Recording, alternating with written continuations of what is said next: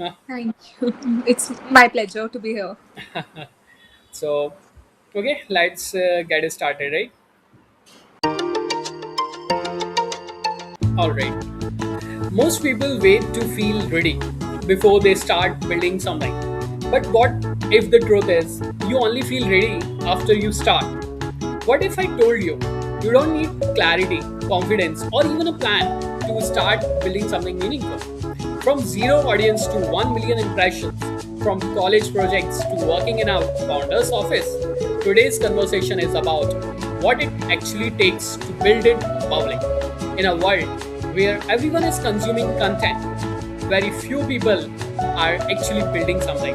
And today's guest is someone who choose to build again and again. If you are someone who feels stuck, confused, or waiting for the right time, this episode might change you how you look at the growth completely. Welcome back to the Fundamental Community Podcast, where we break down journeys, not just achievements. Today, we have someone who truly blends technology, strategy, creativity, and community building into one powerful journey. She is a personal brand strategist with 1 million impressions, worked with 30 plus startups, mentored 200,000 plus students, curated 200 plus events, served in a 50 plus judging panel, and she has built across SaaS, AI, dev relations, and community ecosystem. From being selected into a global residence to working in a founder's office, roles in London, and building AI powered solutions in aviation tech, she has done it all. Please welcome Kashvi Arora. Kashvi, before we talk about everything you have achieved, who were you before all of this? You know, what did 16-year-old Kashvi dream about? First of all, thank you so much, Raman, for having me here. It's a really pleasure to collaborate with the Fundamental community, and I'm really grateful to be a part of this. Okay, what does Kashmir look like at the age of 16? It's a very diplomatic question. Actually, at the age of 16, I was just same wandering in school, doing a lot of events, organizing, and achieving the student of the year. I was the school captain of my school. So at the age of 16, also, I was juggling with a lot of things at my hand. And I think since my childhood, I've always been a person who is confident, who wants to explore, who wants to build something meaningful. So I think 16-year-old Kashvi also dreamed of having the career where she could actually build, create, and innovate something. Wow, that's really great of you. Like you have a clear mindset from the 16-year-old itself. Wow, that's it. Something which is very often, call yourself build at heart, right? And I heard about you as well that you understand that thing very deeply. But when did you feel this instinct that I don't just want to participate, I want to create? You know. Okay, as I said, since my childhood, I have always been this creative person who loves exploring new fields. And I think I was there was this club in my school called the Tech Society. I was the first female president of that club. So from that onwards, I used to create a lot of products. I used to marketing since in my 11th standard, where people are just studying for 12 boards or 10 boards. I was actually participating in student societies and clubs and everything. So that was the time I thought, okay, this is something I love and this is something I want to pursue in future. Then I joined computer science engineering at a IPU college. From there, the interest to build something, to create something, and to interact with a lot of people just juggle down. Okay, and I have participated in a lot of hackathons. I now judge them. So that's how it all happened. Wow, that's really, being a participant and now you are judging it. So I just wanted to understand one more thing about this. Like most people, might be there are different events, might be there are different failures, or might be a different project that might be shaping someone's identity, right? So that event, from being a participant in your college and now you are judging it, that shaped your journey, right? Right, absolutely. It eventually happened. Things eventually get happen. You just have to trust the process. Exactly, right, right. And most people choose one path, right? And but you have chosen differently, right? Tech or creativity, and you have consciously blended both, right? What was the strategic decision, or did it naturally evolve? Okay, I think it just naturally evolved in me because I love creative. I'm a very creative person. Okay, so being it art, dance, or anything else. Plus, I'm also very tech enthusiast since my childhood only. I was a person who used to be at my computer like for 15, 20 hours. When people were just studying, I was at my laptop and I was figuring out everything. So that's how I blended both of them. But yeah, it just naturally happened in me, and then I finally realized, okay, this is something I want to make my career into it. And plus multiple path, as you said, I think as a female, it's, or as any individual, it's very important to have multiple, passions. Exactly, Life is very big. Okay, right. multiple sources of income, financial independence, I think these things matters a lot. And it has often been said that jack of all trades but master of none. But if you listen to the full line, it says it's better. It's It's often better, better than, right, yeah. right, So right. I think you should keep exploring. Life is always big. Choose one, have goals, but keep your options open always. Exactly. And in today's world, even I saw that most people, learn some storytelling. So, do you have this kind of expertise as well? Like, No, I'm just exploring storytelling field. Yeah, that's a very creative side of me. I love, posting content that how I did this, how I did that.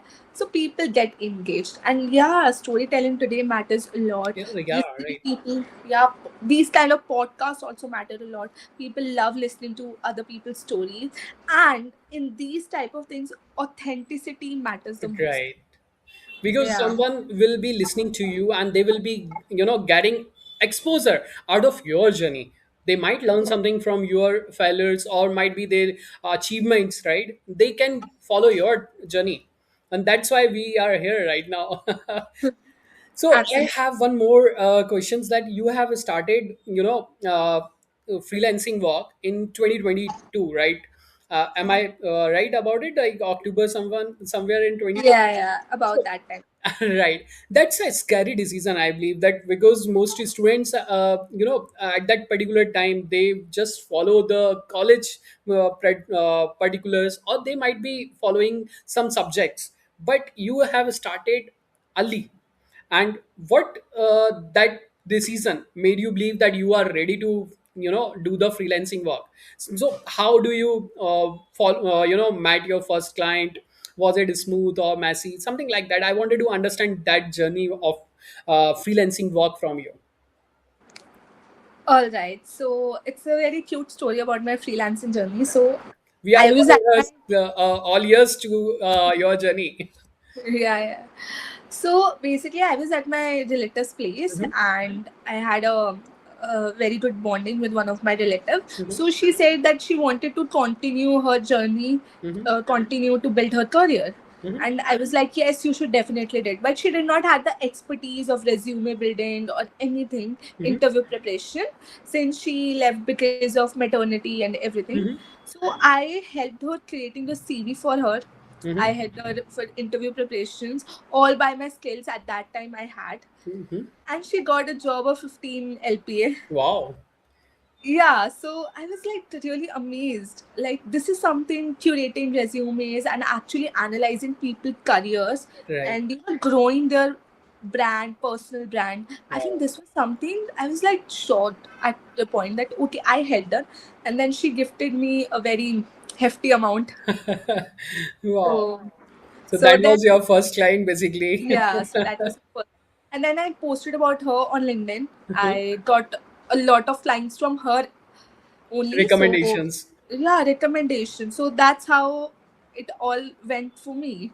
So Wow. now So I have got like more than I've worked with 100 plus clients in Right. resume building, freelancing, public speaking, and a lot more. Right. I know that you have helped 30 plus clients, right? Not 100 plus. Now you are working 100 plus clients basically. Previously, I heard about you that you have been I working. have actually worked with 30 plus founders, but Okay. 100 plus clients. So that was the thing. Right, right. And even you have generated, 1 million impressions on your content, right? So Right. just wanted to understand one more thing from your perspective, that because these things numbers basically comes into the glamour world, right? So but let's remove the glamour. What does building a personal brand actually requires on a daily basis? If let's suppose I am a student from the community, right, the fundamental community, and I say is that I have zero clarity, zero audience, zero confidence. So can you please break me down those things, that at least I have a 5 steps blueprint? Okay. First of all, I think choose your niche. Even Mhm, it's lifestyle, tech, anything, any niche you are mhm, interested in. You can choose multiple niche as well. mhm, Start creating visibility. In mhm. today's time, visibility matters the most. Right. Start on X, Twitter, LinkedIn, Instagram, or any other platform. Mhm. Choose any two platforms. Start posting consistently. Right. Even if you're going out on a working on a project Mhm. or in office or anywhere else, start posting about it. Right.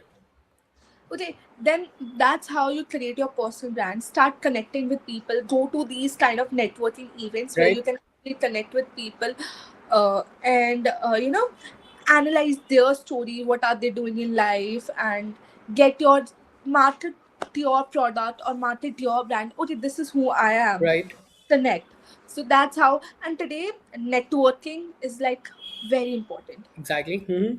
It gets you the best clients. It gets you Right. the best opportunities, Right. and consistently, slowly and steadily, you'll build your personal brand. Right. Okay, it may take year or so. It won't be having like very you know Mhm.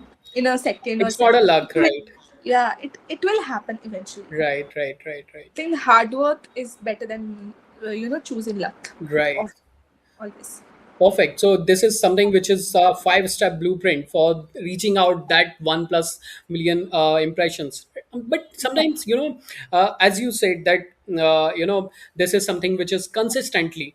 It is something might be for people, those who say that it is a luck. But do you think virality is luck or engineered?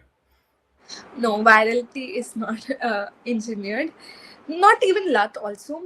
So I think it just depends on the person, that Mhm. how, like if you're posting consistently, if you're making connections, good Mhm. connection, that how virality happen. It happens naturally. Right. Okay. But yeah, for some people, a post boom Right. and their whole destiny changed. Right. So I think it all happens, but you have to start. You have to create that post. You have to do Right. the hard work. So Right. Start तो कहीं ना कहीं से आपको करना पड़ेगा, उसके Exactly. बाद virality luck everything happens. Right. वो कहते हैं ना कि सिर्फ सक्सेस एक रात में नहीं मिलती, उसके लिए हमने कितनी रातें जागी हैं वो हमें देखना पड़ता है. Exactly. So even if your one post get viral, उसके बाद वाली जाएगी या नहीं वो भी तो मैटर करता है. So Exactly. It all happens naturally. Eventually you have to do the hard work for Right. That. Right. Thank you so much for sharing this.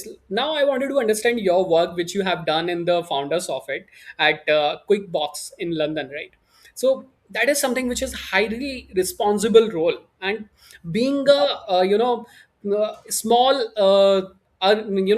from the student life, not into the professional world. You were very early age at that particular time. So working directly into the finders of it, what did teach you that college will never able to teach you at that particular time? Yeah, so in my interview over that company, the people over there said, "You're too young." I Exactly. was like, yeah, I'm too young. But there's a starting point. No, everyone is too young at Right. some point of their life. Mhm. Then they started eventually. Yeah. So over there I learned a lot of skills. I Mm-hmm. think college won't be able to teach me anytime. Mm-hmm. Into the professional world and into the student life, Mm-hmm. it's very different. Right, It's exactly. like miles apart. So it will take a lot of time for you to develop into the professional world. I think over there, founders office, I learned a lot of skills. I have to manage their tech products. I have to, work in the marketing department. I Mm-hmm. have to, interact with a lot of clients. So it was a blend of all. And to, actually as a student, I have to manage my college plus Right. internship. So it was a difficult task indeed, I won't lie. But you have to start from somewhere, and I got the opportunity from LinkedIn. It's the Oh, best platform. You should right. start working. And it was a very hefty paying job. So that's how networking and visibility matters. So you should. Wow. Wow, that's really great here. And I wanted to understand one more thing. Like you have been writing a lot about, dev relationships as well.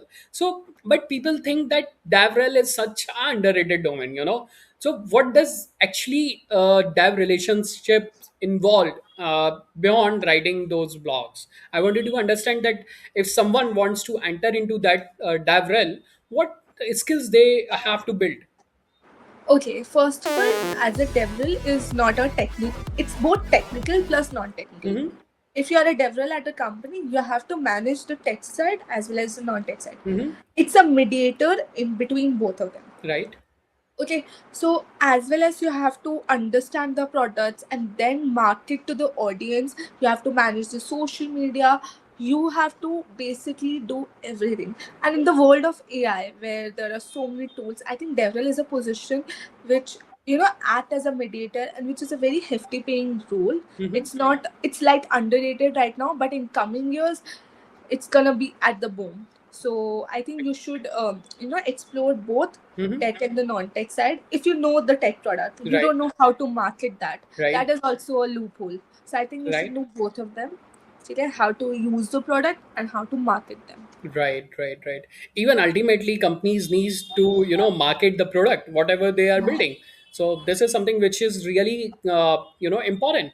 So Yeah, I don't think so that it is underrated, but this is something which is coming from the audience side that they feel it is an underrated domain. yeah, it's gonna be crazy boom Right. in Right. the world of AI. Yeah. So you have ATS resume scanner kind of work you have done into the Airport Authority of India, right?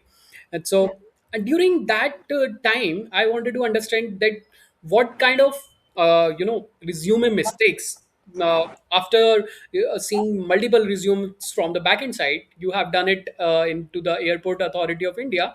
So you might have gone through mistakes which students unknowingly making. So I wanted to understand if I'm doing a resume, I'm building something, then what kind of mistake I should avoid, Okay, first of all, ATS is applicant tracking system. right? Okay, and every other company, if you see, it's using that. Right, MNCs right, or you go to startups also, right, they're using ATS. You don't have to have a fancy resume right, created. That's your portfolio. right, Resume is a single page something which shows about your work. You don't right, have to add your photo, address, right. personal details in that. Just your experience and Okay, skills. okay. I made this project at Airport Authority because they needed to recruit a lot of people, but Mm-hmm, it did not because uh, there was a loophole. So I designed a whole system about mm-hmm, it, problem solving basically. mm-hmm, And then you should upload your resume and it will ATS scan it. So that was my project, and I think you should also work upon making your resume ATS friendly so that mm-hmm. it gets selected into the companies. If you want to have a resume guide, you can refer to my LinkedIn. I have already posted about that, Right. so you can go through that. Definitely. So the link is in description. Please click on the link of Kashvi's Aurora LinkedIn profile. You can directly reach out to her, or else we can help you to connect with her. So thank you so much for sharing this. But I wanted to understand one more thing from you, and this is something which is really great to see that engagement from the marketing side has been increased by 10%, and you worked on the memes, right? So Yeah. what did you worked on, like how this meme driven growth strategies work like? it is something which is might be engagement, or might be brand recall. How you worked on these kind of things?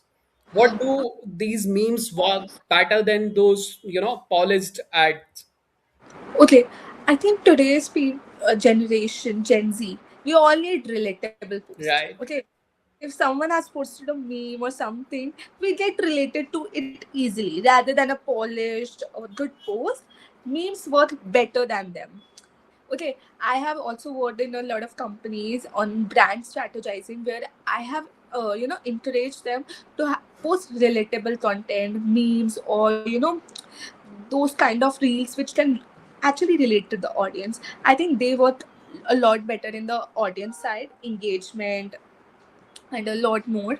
So I think we should work on some kind of funny content which it can actually relate to the So audience. you talked about Gen Zs, and we talked about a lot that they are even do not have any, authenticity, or they are very humorous, or they are reliable. Some I wanted to understand, what does Gen Z actually respond to? They respond to authenticity, or chaos, or humor, or relativity. I think they are a mixture of all of them. They're a blend.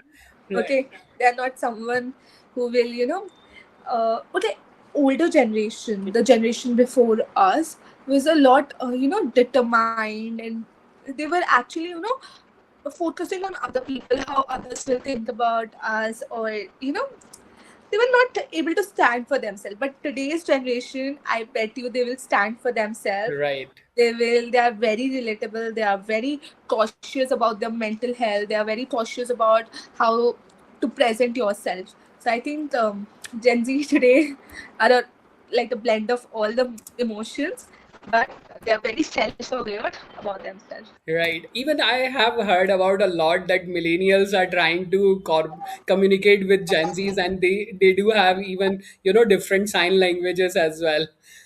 Yeah, yeah. Right. We have different words, vocabulary, signs, a Right. lot more. Everything has been changed. Right. So, even I have gone through your profile and wanted to understand that you have worked very hard on organizing events, right? And you have gone through 200 plus events, right? So, building a community that actually stays engaged, what is harder? Are organizing just an event, or might be creating those community? Okay, for me, organizing an event is a cup of tea right now because I've organized so many events. Right. It's just a one day thing. But building a community, building an impact, having audience to support, that is something it takes time. Okay, Right. so I have also worked in community culture and to, get people engaged with you. If there's an event, they're ready to attend it. That's just something which takes a lot of time, and to build a community, it's a very very big responsibility. And I'm really thankful to you to you have built such a community. You're making an impact in the society, so a Thank clap for you. you. Yeah. So I'm just trying to what you have already accomplished, that you are mentored hundred of students, including their resumes, and just wanted to understand one more thing, like what biggest mindset issues which students are struggling with. Okay, I think one of the biggest mindset is like they're not ready for it. Hmm. Okay, there's no time when you're ready for it. You have to take the step. You have to stand for yourself. Hmm. You have to, say yes to opportunity. Hmm. That matters a lot. Okay, today, like I see most of the people, most of the students I interact with, they say we are not ready. We need time. Right. There's no right time. Okay, you just have to take the first step. Right. So for all the students who are, struggling, either in studying phase, Right. say yes to opportunities. Believe in the process of carpe diem. You know, Okay. Okay.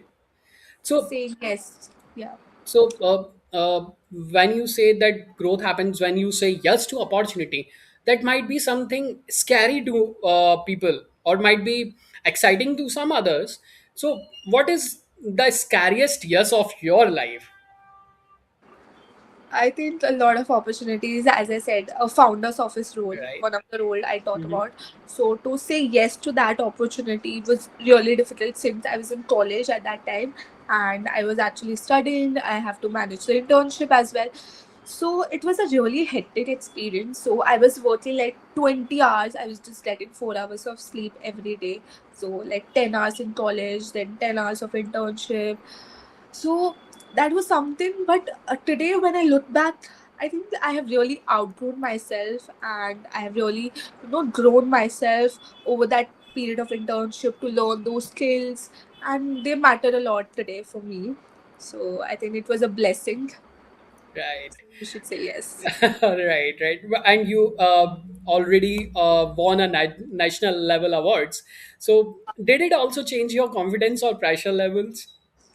Of course, I think the awards which we get, they they actually change who we are. To get a lot of multiple awards, people get recognized, get motivated. Mhm. I've also gotten a lot of awards. Can I show you guys if that's possible? Yes, yes, definitely. Just a second, let me switch my camera. Yeah. So we are looking at the awards. Wow. This is something very amazing. Thank you so much for sharing this, Kashmi. This is really great.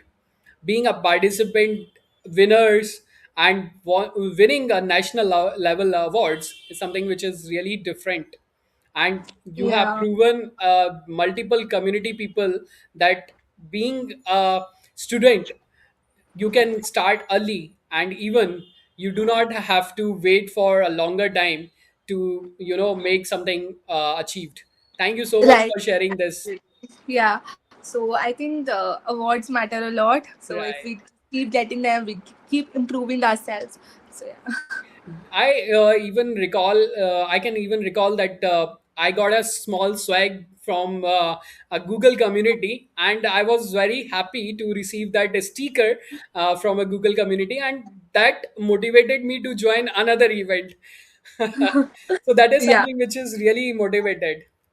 Yeah, yeah. There's something that keep us motivating, even it's a small thing. Yeah, right. So you also have been, winners a lot of hackathons, ideathons, even annuance, right? And now you are judging those things. So this is something which is being, I wanted to understand from a point of view, from the participant point of view and from a judging point of view. And this has been such an insightful conversation with you. So I wanted to understand what separates winners from the participants. Okay, I think to win something, you require dedication, you require hard work. It's not something. There are a lot of participants, okay, who just go for something like, okay, let's just go for a certificate. But a winner mindset is actually build something meaningful. Okay, builder at heart. I say myself. That's why Right. I won, because I create on multiple. Okay, if I'm participating in a hackathon, most of the people think let's just go for enjoying. It's a 24-hour thing. We'll Right. have fun. But a winner mindset is I want to create something that could actually take me to that stage of winning. So that's a winner mindset. Wow. And to build something, to create something meaningful, that's how you journey yourself. Wow, thank you so much, Kashfi. And I feel like I could, we could honestly keep going this for hours because you have shared a lot of informations about how things works. But before we wrap things, I just wanted to, switch the gears a little and get to know you beyond all the works and achievements, right? So, can we just jump to a quick rapid fire round? Sure, sure, let's do it. So you have two options. You just need to pick one, and this might be a fun and insightful, right? Okay. So the first question is tech or creativity. Tech. Perfect. Product or people. People. Build in India or build for global. Built for global, of course. Wow. Safe career or risky impact. Risky impact, for sure. One skill that every student must master in 2026. Artificial intelligence. Personal brand mistakes you made. I think not being consistent. What scare you today? What scared me today? That's one of the difficult question. Okay. Um, So thank you. Nothing. I think that it was to be a part of the fundamental community. It's just a pleasure for me to be here. I don't think so that that might be an scary thing for you. No, it was not a scary thing. I just said no, it was not at all. It was a pleasure. Right. Thank you so much, Kashvi, for this insightful conversation. Before we close this conversation, I wanted to take a moment to just know you as a person, not just a builder, not just a strategist. If everything you have built, disappeared tomorrow, no followers, no achievement, what will still be remain with the Kashvi? I think that curiosity to learn a lot of new things, to not be a master of one but a jack of all trades. I think that would stay, and plus my confidence. I think this is something I'll carry for my entire life, to network with people, to talk with them, to understand their issues. I'm also a psychologist, by the way. Okay, so I'm pursuing that. So that is something that keeps me going, to understand people better. Wow. Kashvi, honestly, this didn't feel like a podcast. It feel like a real conversation about growth. And what I love about your journey is that it's not about big numbers or impressive titles. It's about choosing to build again and again. Even when you are unsure, even when you are uncomfortable. It's like you have shown us that being a builder isn't about being perfect. It's about being curious. It's about saying yes before you feel fully ready, right? It's about learning in public and growing through experiences. And I think that's something every person in this fundamental community needed to be here today. So thank you so much, Kashvi, for sharing your achievements, and but not sharing your numbers. You also shared your mindset, your risk, your honesty. And to everyone listening, don't wait to feel ready. Start building, start speaking, and start showing up. And because maybe the version of you that you are waiting for is built in the process. So, thank you so much, Kashvi, for being with us. And it's a real pleasure to be, learning from your journey, learning from your insights. Thank you so much. I'm truly grateful to you. See you in the next episode. Thank you so much, guys. Bye bye. Bye.